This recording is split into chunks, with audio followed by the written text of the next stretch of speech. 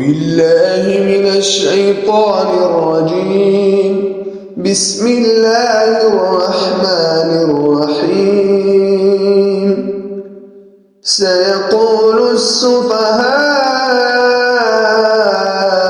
من الناس ما ولاهم عن قبلتهم التي كانوا عليها قل لله المشرق والمغرب يهدي من يشاء إلى صراط مستقيم. وكذلك جعلناكم أمة وسطا لتكونوا شهداء على الناس ويكون الرسول عليكم شهيدا.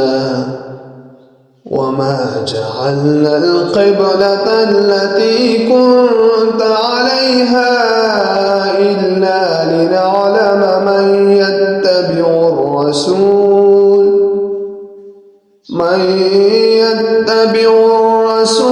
ممن ينقلب على عقبيه وإن كانت لكبيرة إلا على الذين هدى الله وما كان الله ليضيع إيمانكم إن الله بالناس لرءوف رحيم.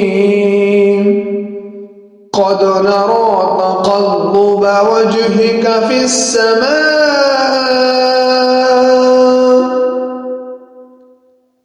فلنولينك قبلة ترضاها فول وجهك شطر المسجد الحرام وحيث ما كنتم فولوا وجوهكم شطرا وإن الذين أوتوا الكتاب ليعلمون أنه الحق من ربهم وما الله بغافل عما يعملون.